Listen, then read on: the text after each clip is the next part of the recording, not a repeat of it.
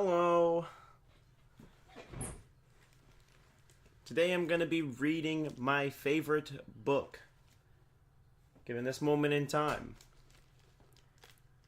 It is titled Think Big and Kick. It is written by my favorite person right now, soon to be our 47th president, who is also our 45th president of the United States, Donald J. Trump. I've already read thus far to page 132, so I will only go back this chapter.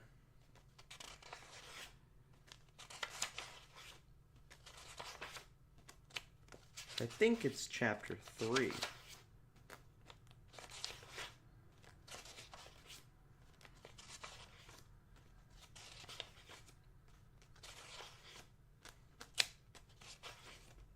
All right. I'm actually on chapter 4. Chapter 4, Creating Luck. Let's talk about a concept that is very, very complex. It is called luck. Some people are luckier than others. Some women are born very beautiful. They did not do anything, they were just lucky. Some people have an easy time making it big in business. They are just lucky. Some people try hard, but things always go wrong. It does not seem fair. But I believe in life there is such thing as luck. I have a friend who is one of the most important businessmen in the world. He says, "Donald, there's no such thing as luck. You make your own luck." I said, "Really? You had two great parents and you were born in the greatest country in the world. Don't you think that's lucky? You were born with a great brain. You're very smart. Don't you think that's lucky? I'm telling you, you make your own luck." I said, "That's wrong. Some people are just lucky." He is stubborn and I cannot talk him out of it. Nevertheless, the fact is, some people are luckier than others. For instance, Billy, a very close friend of mine, is very unlucky. He is accident prone. I called him not too long ago and said, "How are you?" He said, "Not good." "Oh," I said, "what the hell is wrong with you?" "I broke my shoulder." "You broke your shoulder? How did you break your shoulder? What are you, a football player?" He said, "No, I was in an accident. I fell down the stairs and broke my shoulder. Oh, I'm in such pain." As it turns out, the guy was in the hospital. When I went over to see him, he was lying there, groaning. His wife was crying. Everything was a mess. I said, "Billy, you're going to get out and you'll be just fine." 3 weeks later, he left the hospital. While riding home, he got into an automobile accident. A huge truck rammed into one of the big pillars that hold up the signs over the Long Island Expressway, and the sign fell down on top of Billy's car. Whoever heard of such thing? He had to go back to the hospital. Some people are luckier than others. About 10 years ago, I almost got blindsided by a deal that would have put me in the poorhouse. I was really hot about buying a newspaper. I was extremely excited. I had negotiated what I had thought was a great deal and would make me a lot of money. I went around telling everyone I knew about how great this deal was. The closing was all set, and when I unexpectedly came down with a wicked case of the flu, I felt terrible. It was so bad that I called the sellers and told them we would have to postpone the closing until I was better. This was very unusual, because I never get the flu. It's been 10 years and I haven't been sick a day since then. As it turned out, the seller called me back and told me he was selling to another buyer. I lost the deal. I'm lucky I did, because that newspaper is worth a lot less now than I was going to pay. I would have lost a fortune on that deal. Catching the flu was a lucky break that saved me from ruin. Sometimes luck makes better deals than talent. I have watched the great deal makers for over 20 years, and it is always the same people who are successful. For years and years, it has been the same people and the same success. For some reason, some people always seem to be more successful than others. Guys like Warren Buffett, Steve Schwartzman, Carl Icahn, Henry Kravis, Terry Lundgren of Macy's, John Mack of Morgan Stanley, Stan O'Neill of Merrill Lynch. It does not mean that they are smarter, but they are almost always successful. Create your own luck. You can do things to help your luck along. Look at Gary Player, the famous golfer. Gary Player is a small person. Years ago in 1978, I saw him win the Masters Golf Championship. He has won 9 majors in his career, even though he is smaller in stature. He has one advantage. He works harder. He always works. He is always exercising and working on his golf swing and his putting skills, while other guys who are twice his size are home watching television. He is the hardest working golfer ever. That is the reason Gary Player won the Masters 3 times and has won many other tournaments. When someone asked him, how could he be so lucky? He said, the harder I work, the luckier I get. That is a great statement. Think about it. Highlighted this book. The harder I work, the luckier I get. Gary Player, a great player, they used to call him diminutive. Diminutive. I think that's what that means. Or says. He was always smaller than everybody else, but he practiced harder than everyone else and he won 9 majors. Think of it. He has won 9 majors, and the commentators would always say, as he walks up to the tee, the diminutive Gary. How would you like that? You're on television being called diminutive. Not good, but Gary didn't care. He would do push-ups every morning. He would do hours of exercise before anyone else in golf had even heard of exercising regularly. I'll never forget when I saw him win the US Open. He hit an incredible 5-iron shot right next to the pin, sunk it, and won the tournament. The commentator said, Gary, unbelievable. You got so lucky. He said, the harder I work, the luckier I get. I just love that statement. Gary is a great guy. Let me tell you a story about my own life that illustrates the concept that the harder a person works, the luckier he or she gets. Pay close attention because this particular story is a combination of passion, instinct, and yes, luck. Back in 1991, the markets were terrible and everyone was going out of business. I was in deep, deep trouble. I owed billions of dollars. Sure, I could tell you all I want about how I handle pressure well. Sure, I could tell you all I want I can tell you all I want about how I handle pressure well, but I owed many banks billions of dollars. It was not exactly fun. Believe me, it is not cool to be Donald Trump when you owe billions of dollars. One day I was in my office working, and my secretary told me, "Oh, tonight, Mr. Trump, you have a bankers convention, the black tie dinner," which I usually attend, was being held at the Waldorf Astoria Hotel for 2,000 people in the banking industry. When you are in bad times, you do not have the same energy or spirit you have when things are booming. Instead of going out with a bunch of bankers, I wanted to go home and watch a football game on television. I was tired. I had a terrible day, with banks coming at me from 15 different angles.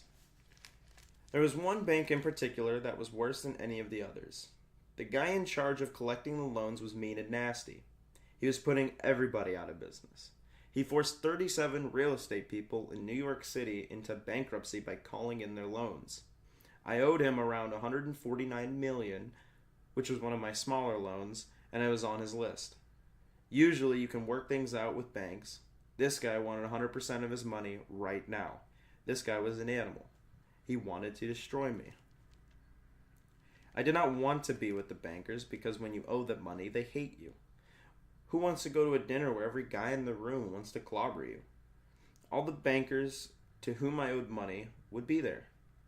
It was a cold and rainy night, and I could not take my limo because it would be very uncool to show up at the bankers' meeting riding in an expensive limo when I owed billions. I was already very tired. When my secretary told me that I had to go to the Waldorf Astoria, I said, I'm not going. I went home, but when I got home, I got a second wind and said, you know what? I think I'll go. At the last moment, I put on my tuxedo and went. There were no available cabs, so I had to walk to the hotel, 10 blocks from the Trump Tower, in freezing rain. By the time I got there, I was soaked. I felt then as if I had reached my lowest point, but I went because it was my job. When I got there, I sat down at a table. There was a banker on my left, a nice guy named Stephen. I said, hello, Stephen, how are you? Obviously, I did not owe him any money because he was very nice to me. It is easier when you do not owe money. Very nicely, he said, hello, Donald. Then I turned to the guy on my right and said, hello. He just grunted and gave me a dirty look. Then Stephen said, I don't think that guy likes you very much, whoever he is. I did not know the man. He did not even give me his name. He was just an angry person. I continued talking to Stephen for a little while. After a few minutes, I tried to talk to the guy on my right again, but it was no use. It was like talking to a stone wall. He made it very clear that he had no use for me. It got really intense. I was miserable because I hated being in the position where I owed money to just about every banker in New York. That guy was a banker, and he hated me. I figured that I must have owed him a lot of money for him to act that way. I spent a miserable 15 minutes trying to communicate. Stephen on my left commented, man, that guy is nasty. But I kept trying to get something going with the nasty guy. After another 15 minutes of misery, the guy finally started to open up and talk to me a little bit. Then we started to get along a little. Finally, I asked, what bank are you with? He told me and I couldn't believe it. I said, holy crap, what's your name? He told me his name and now I really couldn't believe it. Out of all the people to sit next to in this crowd of 2,000 bankers, I end up sitting right next to the brutal killer who had pulverized so many people and destroyed their lives. He was the killer who was after me. What luck! I was not sure whether it was good luck or bad, but to be sitting right next to this guy was amazing. I said, you're the one that's killing everybody, and you want to kill me too. He said, yes, we do, but we kept on talking, and after an hour I was actually getting along with him. He really loves women and wanted to talk about women, so I talked to him about women. Frankly, when you owe someone as much money as I owed him, you talk about whatever they want to talk about. In talking to him, I found that he was in a lot of trouble himself. He had thrown 37 companies into bankruptcy. Those 37 real estate guys owed him a lot of money and had no way to pay up. Being the mean, vicious guy that he was, he wanted blood. Sure, putting 37 companies into bankruptcy made him feel better, but it was not bringing in any money. In fact, he was losing money. His legal fees were eating him alive, and all of his assets were being wiped out. By the way, that is the one good thing about lawyers. Eventually they get so greedy that their client just wants to get out of the case, which is a good time to settle. It turns out that the banker's lawyers had been giving him a dose of his own medicine, and his bank was getting hurt financially. His bosses at the bank were angry with him because he was spending too much money on lawyers instead of working out deals that would bring in money. I was very fortunate to be dealing with him right then. If I had met him a year before, we would not have had a discussion. The year before, he was in no mood to talk. He just wanted to crush everybody in sight. We started getting along, and by the end of the evening, we were actually enjoying ourselves. Then he said, you know, Donald, you're not a bad guy. I said, I told you. He said, how about this? How about you come to my office to work things out? When things were booming, I was the king and people came to see me in my office. However, when you owe someone money, you go to their office. I could not say, "No, you come up to my office." So this barbarian banker said, "So how about you come to my office on Monday morning at 9? Let's see if we can work something out."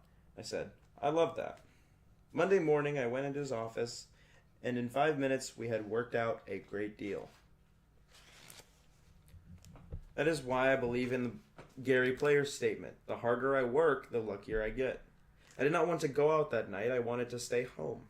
I wanted to relax. I wanted to watch television. I wanted to take it easy. I wanted to do anything but go out with bankers. But I went out with those bankers, and I sat next to that difficult guy. If I had not gone out that night, I probably would not be in the situation I'm in right now. I probably would not be doing very well right now. Like many of the people who went bankrupt and went out of business, I had not gone to the bankers' convention. That bank would have tried to destroy me, although I would have hit them hard. And I would not be telling you this story. Going to the banker's dinner was hard work. It was not like going out to a nice dinner and having a wonderful time. It was work. That was a horrible time in my life, but in the end it all worked out because I did my work and then I got very lucky. And I worked out an unbelievable deal. It is true that some people are luckier than others. I have no doubt about that. You can help create your own luck. You can make things happen through hard work and intelligence. You can become luckier. The fact is, plenty of people have been able to take a bad situation or an unlucky situation and turn it around through hard work.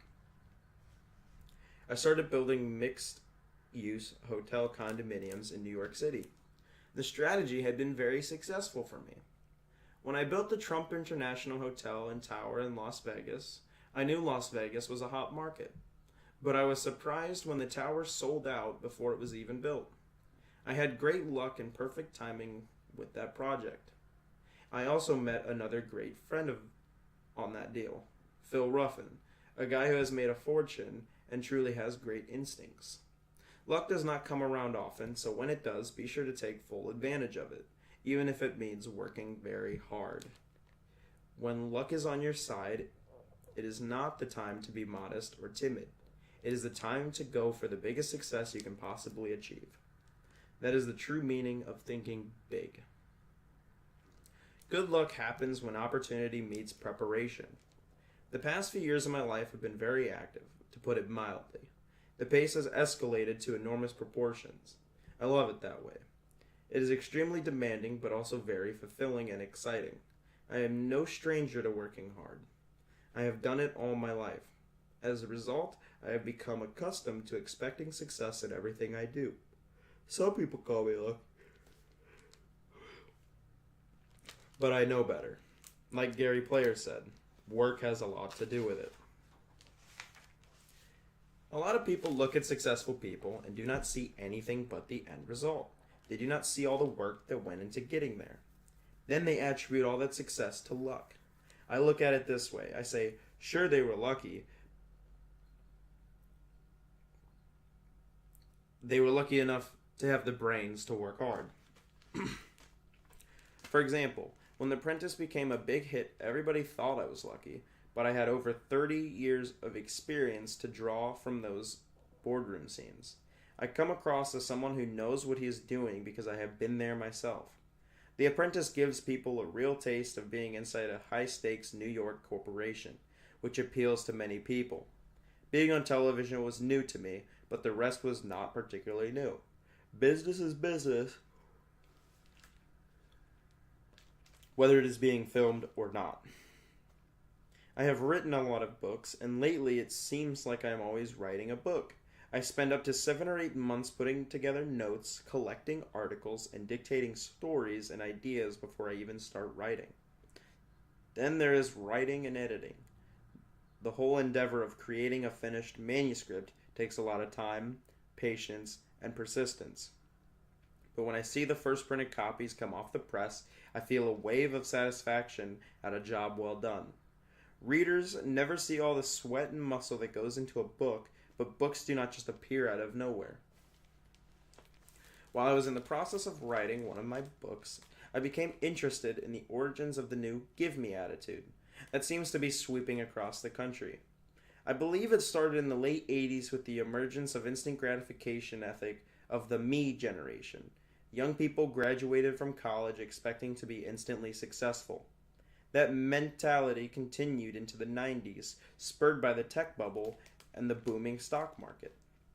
People in their 20s were quitting their jobs to join startup tech companies and become multimillionaires or billionaires literally overnight. The old idea of having to work long and hard for success was replaced by an I want it all right now attitude. The trend is cemented into the American psyche by the superstar athletes, movie stars, and rock stars on MTV who make tremendous amounts of money, and some of them are only in their teens.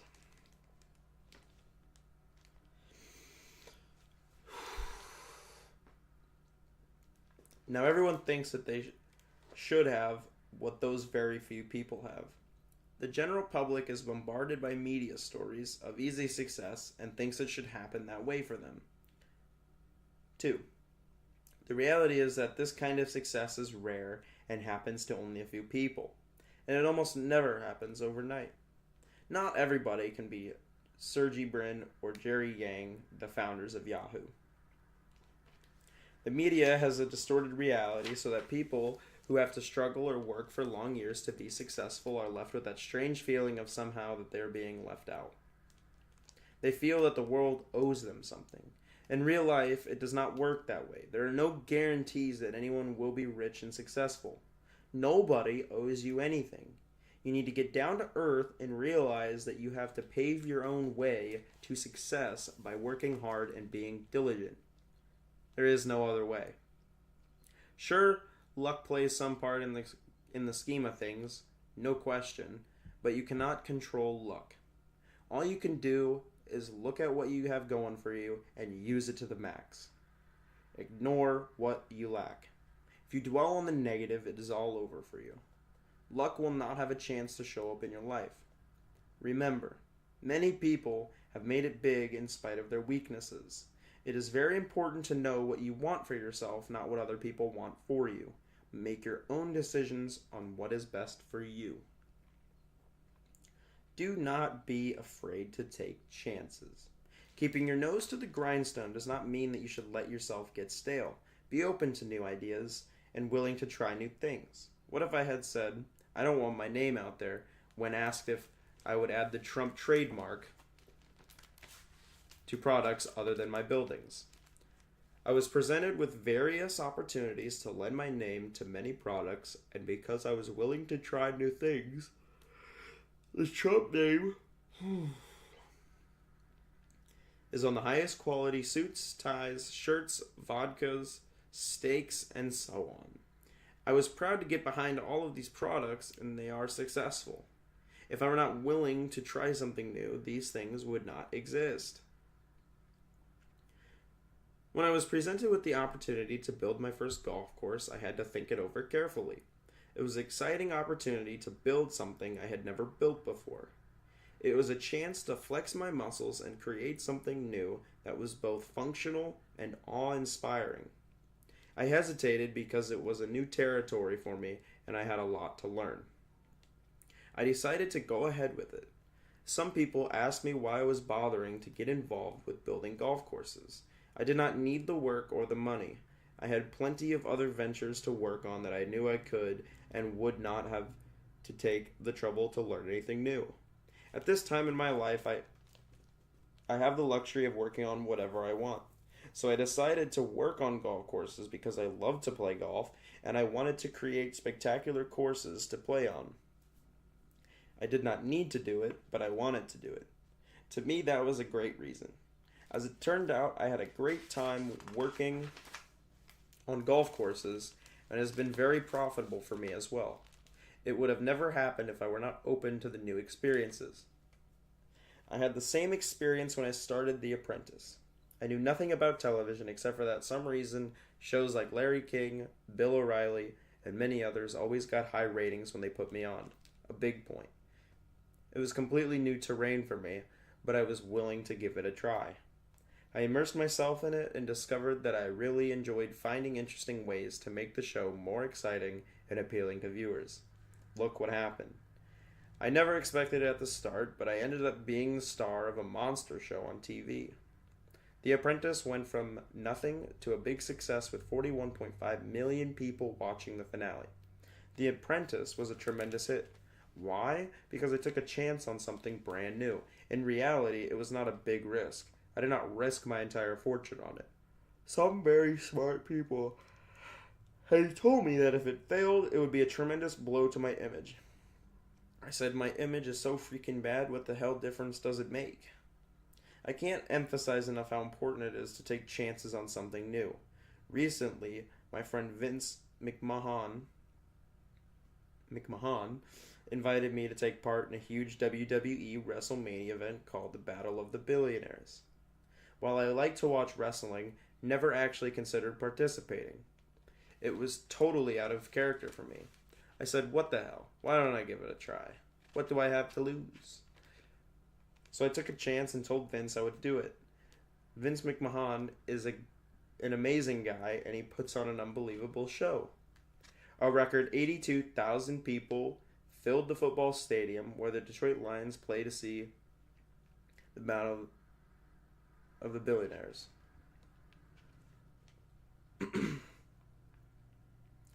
Vince and I selected wrestlers to represent us in the ring. If my guy lost, Vince would get to shave my head in front of 82,000 screaming fans. If Vince's guy lost, I would get to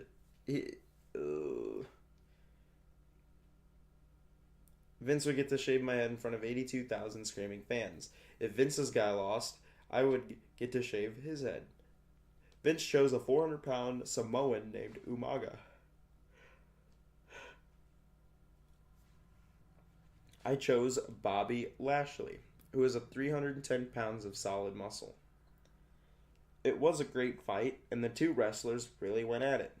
When my guy won, I could not wait to pin Vince down and shave his head, in front of all the people in the stadium and the millions watching from home. I got to shave Vince's head. I ran him down and tackled him, and then I punched him a few times in the head. Then a wrestler came and held him down while I shaved off all of his hair. Later, when I least expected it, Stone Cold Steve Austin came up and gave me a good whomping just to get even. It was all done in great fun. I had a great time and Vince broke all records, both television and live attendance. The job that Vince and his crew did was unbelievable. Even the New York Times did a major piece on the fact that it was so successful. I'm glad I took a chance and did something out of the ordinary for me. Fortunately, taking a risk paid off extremely well. The event generated a lot of buzz. It was a blast. And most important, I got to keep my hair. When you're focusing on a career, it is easy to get in a rut and not allow yourself to try new things. After a while, we are so bogged down by routine, we are afraid to try new things. Do not let that happen to you. Be willing to step out of your comfort zone and do things that you have never done before. It will give you a new perspective on life that will apply to everything you do. My experience building golf courses and participating in a television show has opened up a new world for me, giving me new challenges and new opportunities to use my intelligence and creativity in different ways.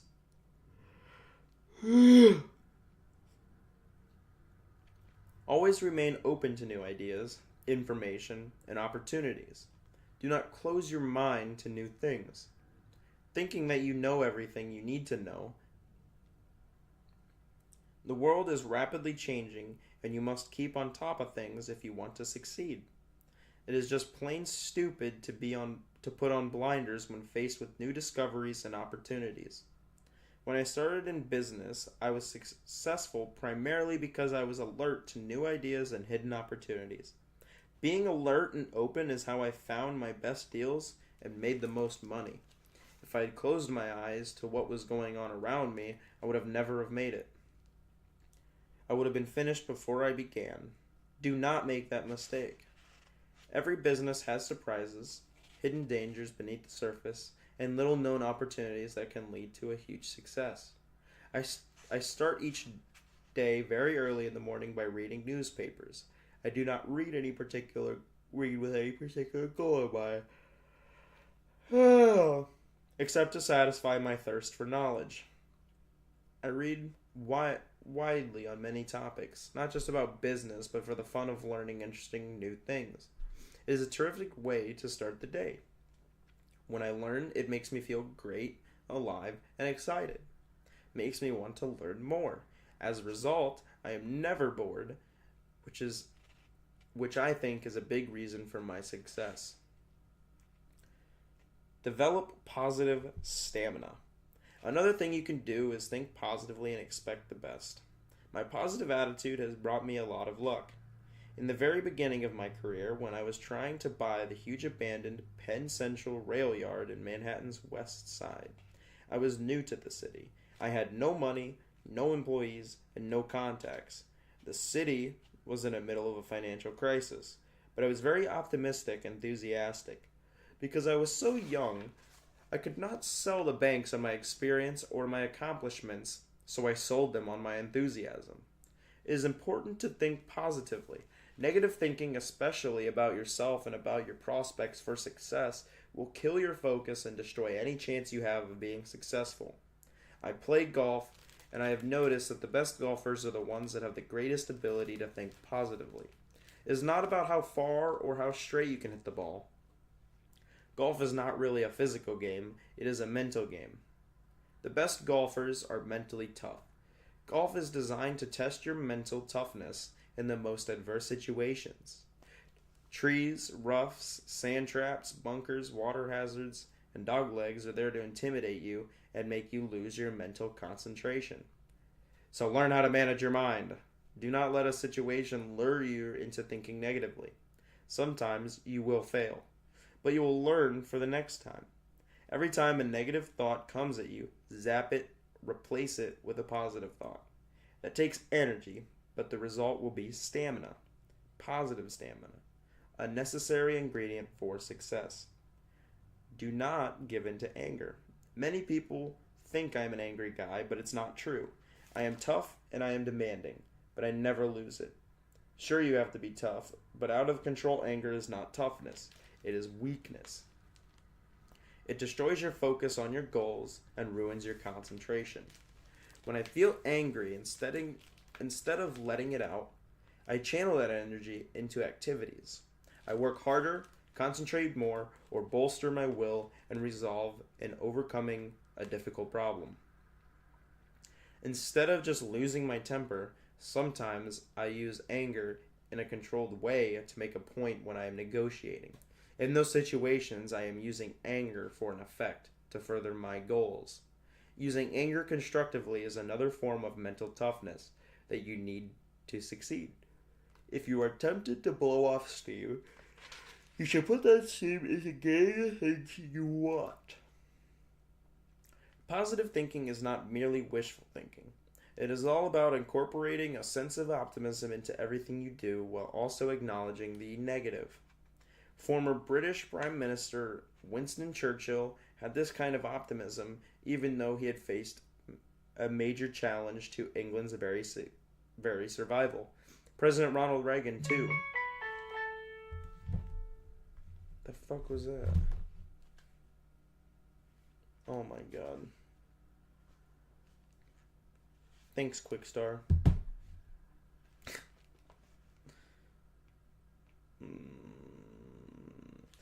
President Ronald Reagan, too, was a sunny optimist in the midst of a frightening Cold War when the world could have been blown to smithereens on a whim. Reagan knew the dangers, yet he stayed positive, and he triumphed and left a great legacy. Learn how to be optimistic even in the face of large and intimidating challenges, and it will revolutionize your life. My inherent optimism led me to do The Apprentice. I did not automatically say no when I was asked to do the show. I had turned down other invitations to do business based on reality shows, but out of optimism I considered this one. When I had heard the idea, I felt optimistic that the show could succeed. It was the first television idea that ever excited me. I knew doing The Apprentice was a risk. Everybody told me that most TV shows fail, or reality TV is on the way out, or you will lose your credibility. I thought about it carefully and weighed all the risks by asking what if questions. What if it were a success? What if I enjoyed it? What if it proved to be enlightening? What if it brought the Trump organization more of the recognition it deserved? What if the job provided to the winner proved to be a valuable stepping stone for a deserving individual? By the end of this thought process, I had a long list of positives to go along with the negatives, so I decided to do it. And it was a great success. All of the positives have come true. If I'd only focused on the negatives, I would have never have done it, and I would not have enjoyed the rewards. Instead, I chose a positive perspective. At a very young age, I read the book The Power of Positive Thinking by the great orator and minister Dr. Norman Vincent Peale. There's a popular book out right now called The Secret, which is along the same lines, positive thinking. It is a #1 bestseller. Some of the experts cited The Secret are speaking at the Learning Annex Wealth Expos with me. I firmly believe in the power of positive thinking. The lessons in the power of positive thinking really stuck with me in every deal I do. My main job is to be positive even when everybody else is negative and gloomy. When I brought an option on the west side properties from Penn Central in the 70s, everybody in the city was gloomy. Every day, headlines in the papers told of bankruptcies and financial collapses of every kind. Nobody knew if the city was even going to survive. I stayed positive and went around the city talking to people and convincing them to be positive. Bankers, city officials, architects, and contractors. I gave them the hope that things would ultimately work out. As the developer, that is my job. The power of negative thinking. I also believe in the power of negative thinking. You have to think negatively sometimes. It is sort of like putting up your guard. You need to protect yourself against all of the negative forces out there in the world. Whether you like it or not, there are wars, tsunamis, hurricanes, tornadoes, and bad people. So I practice the power of positive thinking while doing all I reasonably can to protect myself from the bad things. Here is an example of my negative thinking. When I bought the Komodo Hotel from Penn Central, I was not naive.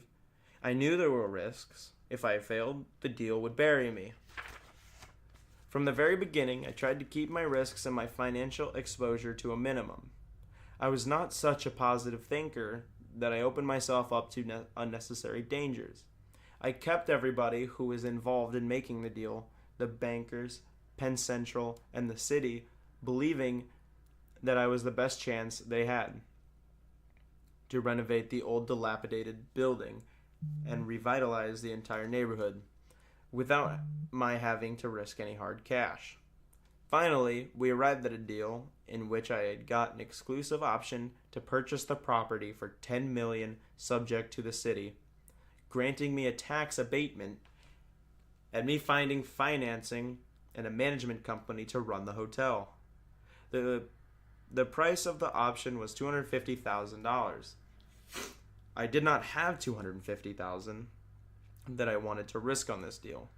I drew up the contract but did not fork over the $250,000. Instead, I had my lawyers find lots of legal points to argue back and forth while I was busy trying to put the rest of the deal together. Be positive, but never go out on a limb for some pie-in-the-sky idea that may or may not pan out. A truly positive mental attitude is when you are good at what you do and you are prepared for every possibility, both positive and negative. You can boost your positive mental attitude by being thoroughly prepared. You cannot expect to be successful 100% of the time, no matter whether you are in a business, finance, real estate, management, medicine, or science. If you're not prepared for a negative result, a few minor setbacks, the loss of a promotion, or a deal falling through, such an experience will cause you an unnecessary amount of confusion and doubt. Both a positive mental attitude and a good work ethic are important in creating your own luck, but you cannot rely solely on them.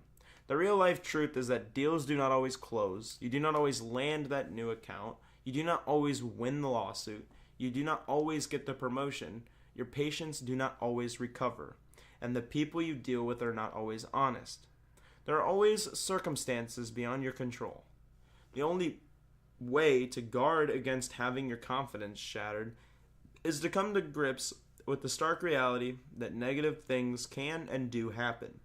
Count on it. Be prepared for it. Realize that it is life, and that it has nothing to do with you or your abilities. Do not let it shake your self-confidence one iota. Okay. Let me see how many pages I actually have.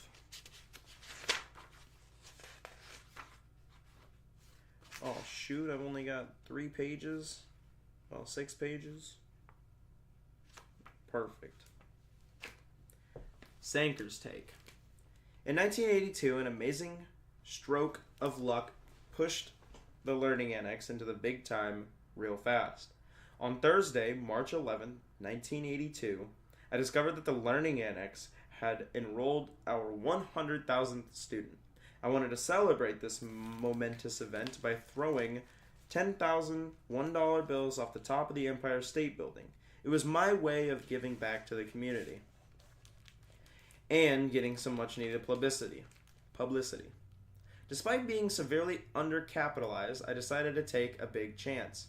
My colleagues and I got as many dollar bills as we could at the bank and pasted a label on each bill, which read "The Learning Annex loves New York."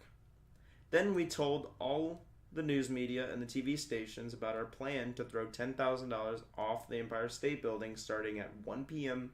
on Friday, March 12th.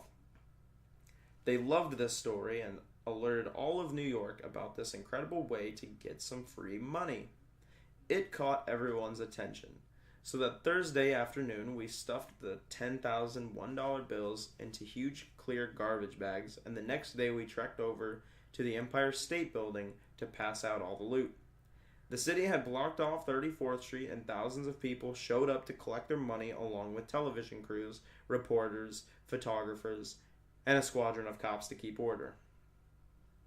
But 30 minutes before we got to the Empire State Building, 2 men decided to rob the banker's trust branch located on the ground floor of the building. The 2 robbers entered the bank, vaulted the counter, scooped up a pile of money in garbage bags, and fled. When they exited the bank, they were greeted by an amazing spectacle. Thousands of bystanders, camera crews, reporters, police officers, and store detectives. The men ran through the crowd, pursued by a bank guard and several plainclothes officers shouting, "Hold up, hold up." Both suspects were quickly apprehended and arrested. That is when we showed up with the 2 big garbage bags full of our money. We made our way into the lobby of the building, but authorities wouldn't let us go up the elevator and refused to let us dump our precious cargo. I tried to reason with them, saying, "As far as I know, it's not a crime." They would not budge. So here we were walking around the crowded lobby holding 2 huge bags of money over our heads, with people pressing in from all sides trying to get some of it. It was a scary experience. I never got to throw the money. We had to be taken away in a patrol car for our own safety. This strange turn of events ended up being the biggest break in my career. The next day, the bizarre story ended up on the front page of the New York Times and thousands of other newspapers around the world. I was asked to be on all the talk shows, and it created a huge amount of publicity for the Learning Annex. It was amazingly good luck. I had expected to get some publicity from throwing the dollars from the building, but I never expected a huge front page story, because the bank robbery happened at the same time as our intended stunt. The Learning Annex got an incredible amount of publicity from the story, and the Learning Annex took off literally overnight, which gave me the cash flow I so sorely needed at the time. Luck can also come in the form of good timing. Right after I signed Donald Trump to do the first Wealth Expo, the first season of The Apprentice was aired on NBC. The publicity around that show was phenomenal. The ratings were through the roof, and everybody was talking about Donald Trump saying the infamous words, "You're fired." Donald Trump became a household name and was talked about at every office water cooler. The number of people who signed up to see these Donald Trump in person at the first Wealth Expo went through the roof. Obviously, it was great timing and great luck. But here is the most important point. I took the luck that was handed to me and I ran with it. You may only get one or two lucky breaks like that in your life, and when you do, you have to run with it. The first Wealth Expo was a great success, yet many people were advising me to leave it at that. We made a lot of money, so why do another expo and risk losing all the profits we made? Why don't we stop there? But I knew one thing from past experience. Once you have a stroke of luck, you should keep it going. I decided immediately go out and schedule 20 more expos in every major city in America. Likewise, Steve Jobs turned his work into amazing luck. He was motivated to build the first personal computer and wanted to sell them to the general public like Motorola's sold TVs. He got together with partner Steve Wozniak and sold his Volkswagen van and Hewlett Packard programmable calculator for $1,350. Using that money, Jobs worked day and night to build the first Apple computer. After taking on this amazing challenge, he went from college dropout to the person who started the boom in personal computers that changed all our lives. Look for something that stimulates you to stretch yourself beyond your normal limits. Then you must work on improving your skills every day and never quit. In just about every field, people learn quickly at first, and then after a while, they stop learning. Only a few people keep on improving for years and decades, the ones we call great. Winston Churchill is one of the greatest orators of the 20th century. People believe that he was born that way, but the truth is he practiced his speeches over and over until he got them right.